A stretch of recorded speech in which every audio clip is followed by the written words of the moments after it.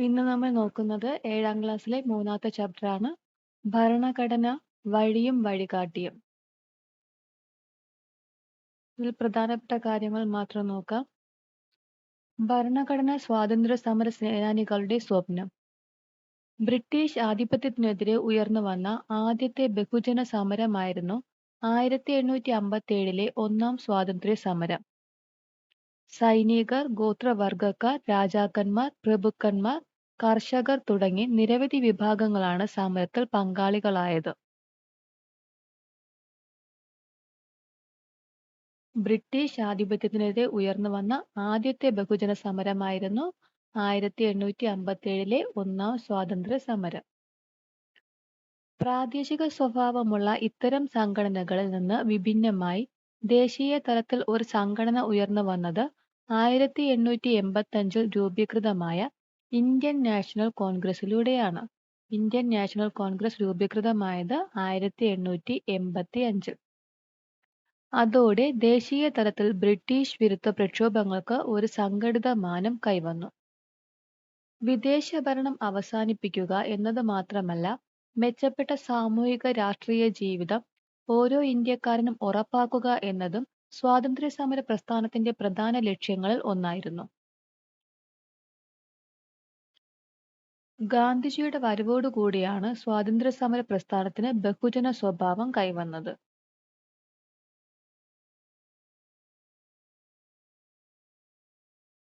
ബ്രിട്ടീഷുകാർ 1935-ൽ പാസാക്കിയ government of India act എന്ന നിയമസംഹിതയാണ് റിപ്പബ്ലിക്കായി മാറും വരെ നമ്മുടെ രാജ്യം പിന്തുടർന്നത്. ജനുവരി 26-നാണ് 1950 ജനുവരി 26-നാണ് നമ്മുടെ ഭരണഘടന നിലവിൽ വന്നത്. താഴെയുള്ള ചിത്രം നിരീക്ഷിച്ച് ഗവൺമെന്റ് ഓഫ് ഇന്ത്യ ആക്ട് 1935 സവിശേഷതകൾ നോക്കാം. 6 പ്രവിശ്യകളിൽ ദ്വിമണ്ഡല സഭകൾ, 321 വിഭാഗങ്ങളും 10 പട്ടികകളും, കേന്ദ്രത്തിൽ ദ്വിമണ്ഡല സഭ, ദുർബല വിഭാഗങ്ങൾ, സ്ത്രീകൾ, തൊഴിലാളികൾ എന്നിവർക്ക് പ്രത്യേക മണ്ഡലങ്ങൾ, കേന്ദ്രത്തിനും അന്നത്തെ പ്രവിശ്യകൾക്കുമായ അധികാരം വിഭജിച്ചു. ഭരണഘടന നിർമ്മാണത്തിലേക്ക്. 1946-ൽ അധികാര കൈമാറ്റം ചർച്ച ചെയ്യുന്നതിനായി ഇന്ത്യ സന്ദർശിച്ച ക്യാബിനറ്റ് മിഷന്റെ പ്രധാന നിർദ്ദേശങ്ങളിൽ ഒന്നായിരുന്നു സ്വതന്ത്ര ഇന്ത്യക്കായുള്ള ഒരു നിയമസംഹിത. ഈ ലക്ഷ്യം മുൻനിർത്തിയാണ് ഭരണഘടനാ നിർമ്മാണ സഭ രൂപീകൃതമായത്. 1946-ൽ അധികാര കൈമാറ്റം ചർച്ച ചെയ്യുന്നതിനായി ഇന്ത്യ സന്ദർശിച്ച ക്യാബിനറ്റ് മിഷന്റെ പ്രധാന നിർദ്ദേശങ്ങളിൽ ഒന്നായിരുന്നു ഇന്ത്യക്കായ ഒരു നിയമസംഹിത. ഭരണഘടനാ നിർമ്മാണ സഭയുടെ സവിശേഷതകൾ. നിർമ്മാണ കാലയളവ് 2 വർഷം 11 മാസം 17 ദിവസം. ഭരണഘടനയുടെ നിർമ്മാണ കാലയളവ് 2 വർഷം 11 മാസം 7 ദിവസം. 17 ദിവസം.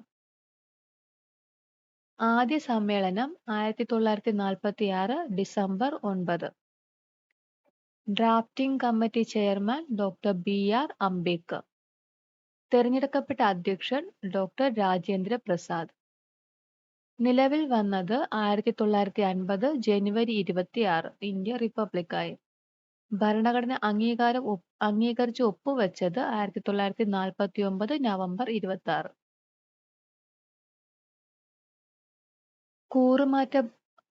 കുറ്റമറ്റ ഭരണഘടനയ്ക്കായി. ലോകത്തിലെ ഏറ്റവും മികച്ച ഒന്നാകണം നമ്മുടെ ഭരണഘടന എന്ന ആഗ്രഹം അത് എഴുതി തയ്യാറാക്കാൻ നിയോഗിക്കപ്പെട്ട ഭരണഘടന നിർമ്മാണ സഭയ്ക്ക് ഉണ്ടായിരുന്നു. നമ്മുടെ ഭരണഘടനയുടെ മുഖ്യ ശില്പിയായ ഡോക്ടർ BR അംബേദ്കർ 60ഓളം രാജ്യങ്ങളിലെ ഭരണഘടനകൾ വിശദ പഠനത്തിന് വിധേയമാക്കുകയുണ്ടായി. മറ്റു രാജ്യങ്ങളിൽ രൂപപ്പെട്ട ഭരണഘടനകളുടെ നല്ല വശങ്ങൾ നമ്മളുടെ ഭരണഘടനയിലേക്ക് സ്വീകരിക്കുകയായിരുന്നു അദ്ദേഹത്തിന്റെ ഉദ്ദേശ്യം. ഇന്ത്യക്കുള്ള വൈവിധ്യം, ചരിത്ര പാരമ്പര്യം, സംസ്കാരം തുടങ്ങിയ കാര്യങ്ങൾ കൂടി പരിഗണിച്ചാണ് വിദേശ ഭരണഘടനകളിലെ ആശയങ്ങൾ നാം സ്വീകരിച്ചിരിക്കുന്നത്. നമ്മുടെ ഭരണഘടനയുടെ മുഖ്യ ശില്പി എന്നറിയപ്പെടുന്നത് ഡോക്ടർ BR അംബേദ്കർ ആണ്. ലോകത്തെ ഏറ്റവും വലിയ എഴുതപ്പെട്ട ഭരണഘടനയാണ് ഇന്ത്യയുടേത്. 1950 ജനുവരി 26-ന് നിലവിൽ വന്ന നമ്മുടെ ഭരണഘടനയിൽ 22 ഭാഗങ്ങളും 395 അനുച്ഛേദങ്ങളും 8 പട്ടികകളും ഉണ്ടായിരുന്നു. ലോകത്തിലെ തന്നെ ഏറ്റവും വലിയ എഴുതപ്പെട്ട ഭരണഘടനയാണ് ഇന്ത്യയുടേത്. അത് നിലവിൽ വന്നത് 1950 ജനുവരി 26-നാണ്. നിലവിൽ വന്ന സമയത്ത് നമ്മുടെ ഭരണഘടനയിൽ 22 ഭാഗങ്ങളും 395 അനുച്ഛേദങ്ങളും 8 പട്ടികകളും ഉണ്ടായിരുന്നു. എന്തൊക്കെയാണ് നമ്മുടെ ഭരണഘടനയുടെ സവിശേഷതകൾ നോക്കാം. പാർലമെന്ററി ജനാധിപത്യ ഭരണം. രാജ്യത്തെ ഭരണാധികാരികളെ നിയമനിർമ്മാണ സഭകൾ നിയന്ത്രിക്കുന്നു. ജനങ്ങളുടെ പരമാധികാരം. രാഷ്ട്രത്തിന്റെ എല്ലാ അധികാരങ്ങളും ഉത്ഭവിക്കുന്നത് ജനങ്ങളിൽ നിന്നാണ്. മൗലിക അവകാശങ്ങൾ. ഓരോ വ്യക്തിക്കും രാഷ്ട്രം ഉറപ്പുവരുത്തേണ്ട ചില അടിസ്ഥാന അവകാശങ്ങൾ. മൗലിക കടമകൾ. ഓരോ വ്യക്തിയും രാഷ്ട്രത്തോടും സമൂഹത്തോടും പാലിക്കേണ്ട ഉത്തരവാദിത്വങ്ങൾ. മാർഗനിർദ്ദേശക തത്വങ്ങൾ. സാമൂഹിക സാമ്പത്തിക അവകാശങ്ങൾ ഉറപ്പുവരുത്തുന്നതിനായി രാഷ്ട്രത്തിന് നൽകിയിരിക്കുന്ന നിർദ്ദേശങ്ങൾ. നിയമവാഴ്ച. എല്ലാ പൗരരും നിയമത്തിന് വിധേയരാണ്. ആരും നിയമത്തിന് അതീതരല്ല. സാർവത്രിക പ്രായപൂർത്തി വോട്ടവകാശം. നിശ്ചിത പ്രായപൂർത്തിയായ എല്ലാവർക്കും വോട്ട് ചെയ്യാനുള്ള അവകാശം. സ്വാതന്ത്ര്യവും നിഷ്പക്ഷവുമായ നീതിന്യായ വ്യവസ്ഥ. നിയമനിർമ്മാണ കാര്യനിർവഹണ വിഭാഗങ്ങളിൽ നിന്നും സ്വതന്ത്രമാക്കപ്പെട്ട കോടതി സംവിധാനം. ഫെഡറലിസം. അധികാരം കേന്ദ്രത്തിനും സംസ്ഥാനങ്ങൾക്കുമായി വിഭജിക്കപ്പെടുന്ന സംവിധാനം. ഏക പൗരത്വം. രാജ്യത്ത് ഒരൊറ്റ പൗരത്വമേയുള്ളൂ. സംസ്ഥാനങ്ങൾക്കായി പ്രത്യേക പൗരത്വമില്ല. ഭരണഘടനാ വ്യവസ്ഥകൾക്ക് അനുസൃതമായി മാത്രമേ കേന്ദ്ര സംസ്ഥാന സർക്കാരുകൾക്ക് ഏതൊരു നിയമവും നിർമ്മിക്കാൻ കഴിയൂ.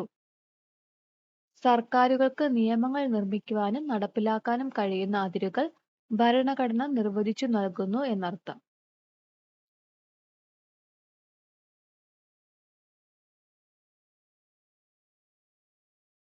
ലൈംഗിക കുറ്റകൃത്യങ്ങളിൽ നിന്നും കുട്ടികളെ സംരക്ഷിക്കുന്നതിനുള്ള നിയമമാണ് 2012 പോക്സോ ആക്ട്. ഇന്ത്യൻ ഭരണഘടന ഉറപ്പു നൽകുന്ന അവകാശങ്ങൾ ലിംഗഭേദമില്ലാതെ നടപ്പിലാക്കുന്നതിനും ബാലസൗഹൃദ നടപടികൾ ഉൾക്കൊള്ളിച്ചുകൊണ്ടും നിലവിൽ വന്ന നിയമമാണ് പോക്സോ ആക്ട് 2012.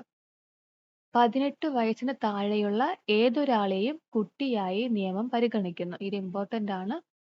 2012 പോക്സോ ആക്ട് പ്രകാരം 18 വയസ്സിന് താഴെയുള്ള ഏതൊരാളെയും കുട്ടിയായി നിയമം പരിഗണിക്കുന്നു. പോക്സോ കേസുകൾ കൈകാര്യം ചെയ്യുന്ന ഉദ്യോഗസ്ഥർ ചൈൽഡ് വെൽഫെയർ പോലീസ് ഓഫീസർ എന്നറിയപ്പെടുന്നു.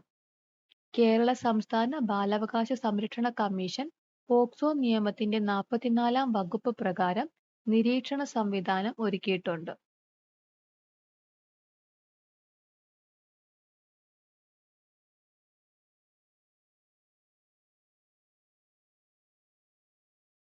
അത് ഇമ്പോർട്ടന്റ് ആയിട്ടുള്ള ഒരു കാര്യമാണ് ഭേദഗതികൾ.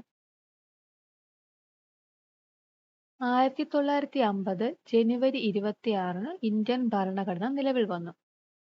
ഭേദഗതി 1. 1951 പട്ടികകളുടെ എണ്ണം 9 ആയി. അപ്പം ഭേദഗതി 1 അനുസരിച്ച് 1951 വന്നത്. പട്ടികകളുടെ എണ്ണം 9 ആയി മാറി. നിലവിൽ വന്ന സമയത്ത് 8 പട്ടികകളായിരുന്നു.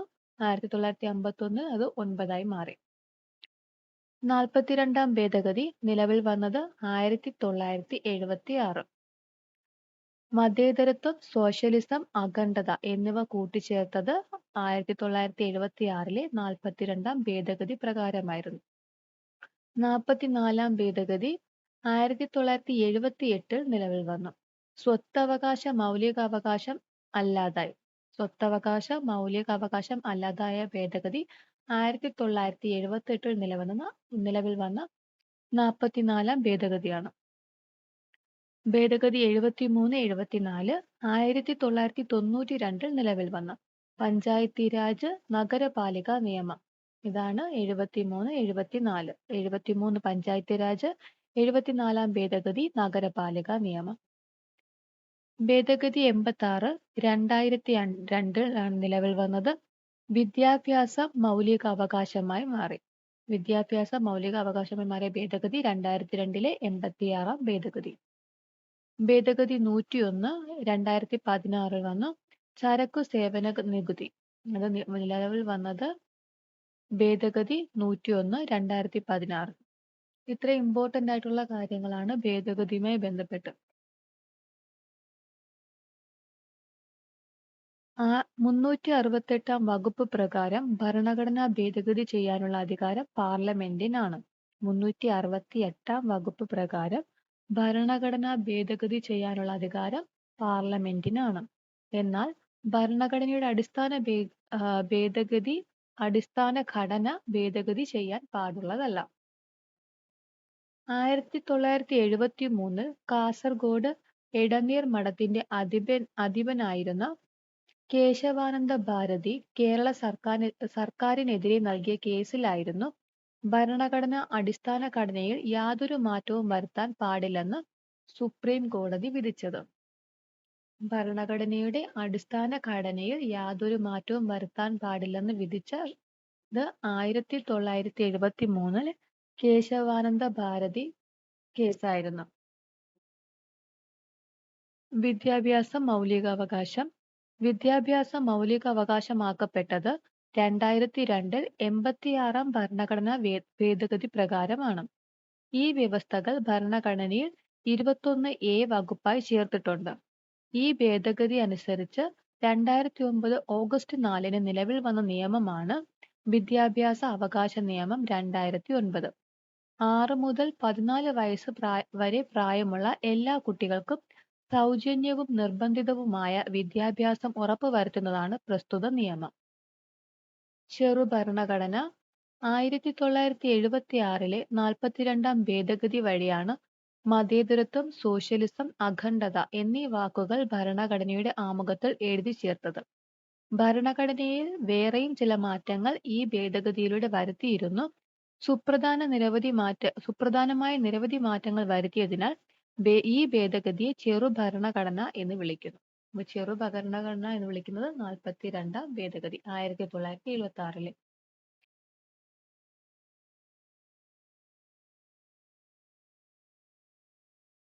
ഇത്രയുമാണ് ഈ മൂന്നാമത്തെ ചാപ്റ്ററിൽ പ്രധാനമായിട്ടും നമ്മൾ നോക്കി വെക്കേണ്ടത്.